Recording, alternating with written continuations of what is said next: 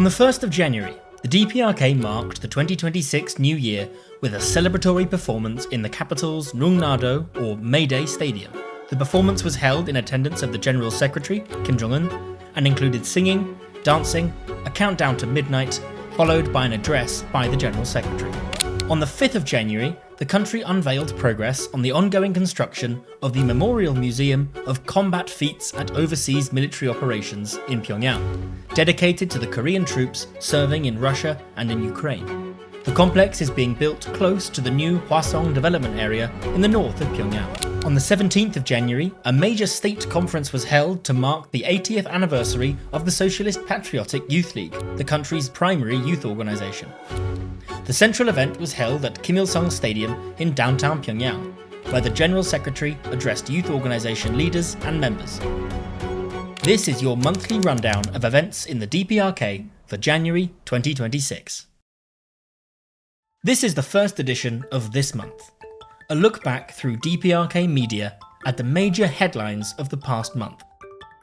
In each episode, we'll look at 3 major headline stories and then take a look back at some more regional events that took place outside the capital city. 2026 began with a major civil concert in the heart of downtown Pyongyang, with political leaders, military officials, and local Pyongyang citizens gathering in the May Day Stadium to welcome in the new year. Korean Central Television showed a montage of achievements throughout 2025, before cutting to locals arriving at the stadium for the celebrations, followed by the arrival of the General Secretary, Kim Jong-un, and his family. What followed was a 30-minute concert featuring singers, dancing, and ice skating.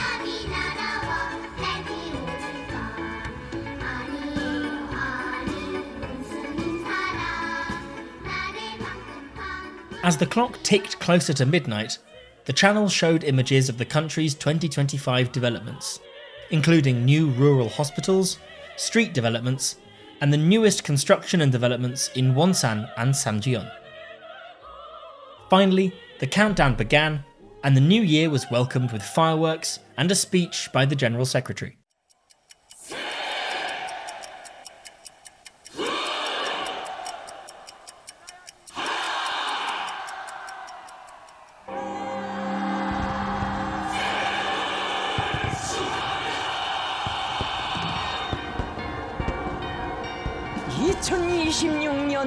새해가 왔습니다.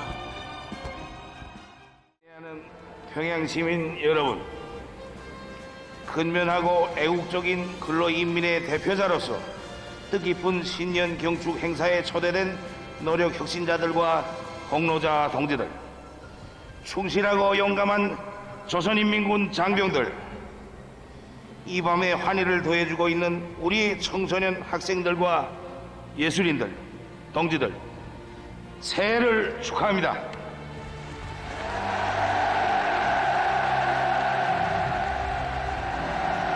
In recent years, these New Year's celebrations have been held in the May Day Stadium.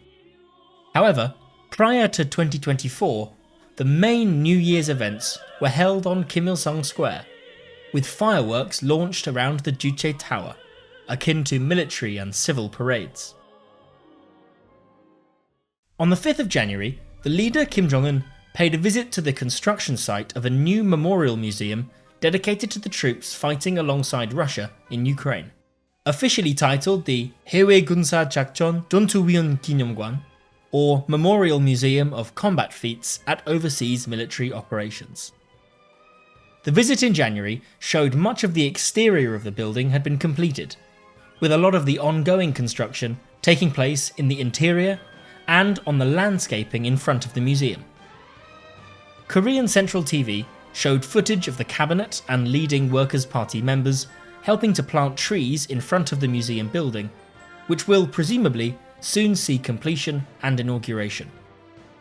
The project was first unveiled during a groundbreaking ceremony on the 23rd of October 2025, where renderings of the planned final design and accompanying cemetery were displayed on billboards in front of the construction site. The area around the museum is under heavy development as part of the ongoing expansion of Pyongyang through housing projects. The museum stands amidst the new Taebyol Street, part of ongoing construction around the Hwasong Street area, officially intended to house the families of those soldiers who died fighting overseas.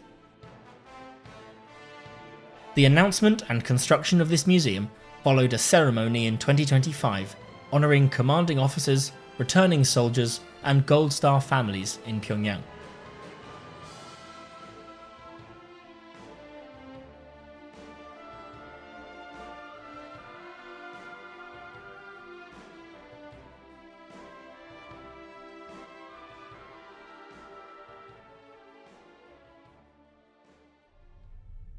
The 17th of January saw celebrations surrounding the primary youth organisation in the country, the Socialist Patriotic Youth League, founded in 1946. Coverage of the event showed historical footage of youth movements in the DPRK over the past 80 years, before showing young people, civil and military, arriving at the stadium for the conference. The conference was held with the General Secretary Kim Jong-un in attendance, and the event centred around a speech by the leader focusing heavily on the legacy of the youth movement and their importance in nation building since 1946 up to today. 동무들은 청춘의 그 슬기, 그 강대한 힘이 빗발쳐가는 찬란한 새 시대로 사회주의 발전의 긍지로운 표지를 펼치며 창조와 투쟁의 개가 높이 힘차게 나가야 합니다. 조선의 꿈, 조선의 미래가 청춘을 부르고 있습니다. 오문이 조국의 무궁한 번영을 위하여, 우리의 아름다운 내일을 위하여, 조선 청년의 명예를 위하여 더 용감히, 더 씩씩하게 투쟁해 나가자는 것을 호소하면서 동무들, 끝으로 우리 모두 다 같이 합창 조선민주주의 인민공화국 만세!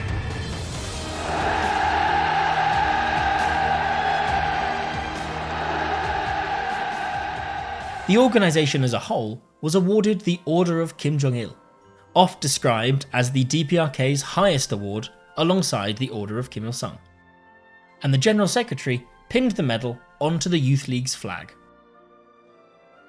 The Socialist Patriotic Youth League has a storied history since its founding. Originally established as the Democratic Youth League of North Korea, it would soon become the youth wing of the Workers' Party of Korea. It was renamed the Democratic Youth League of Korea in 1949 and the League of Socialist Working Youth in 1964. On its 50th anniversary in 1996, it became the Kim Il-sung Socialist Youth League, and then the Kim Il-sungist Kim Jong-ilist Socialist Youth League in August 2016. In 2021, it took its current name, the Socialist Patriotic Youth League, during its 10th Congress in April 2021. The group is a mass organisation, similar to the Komsomol in the former Soviet Union, and is home to young people between 15 and 30.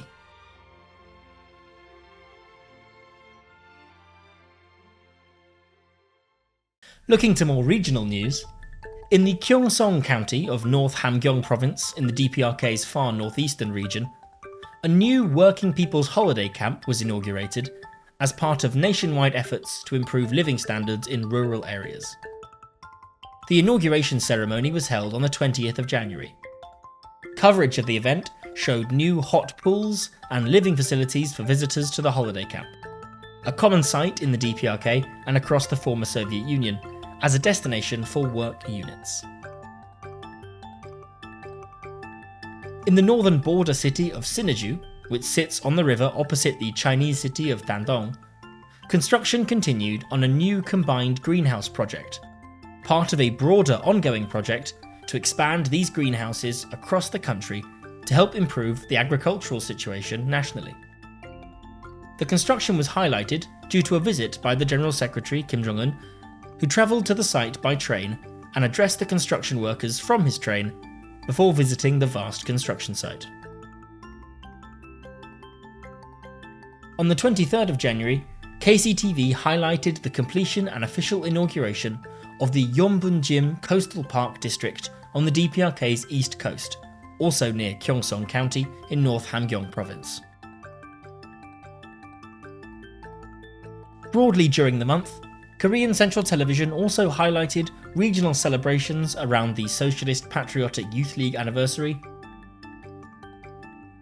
a rally in Pyongyang around Labour in the New Year,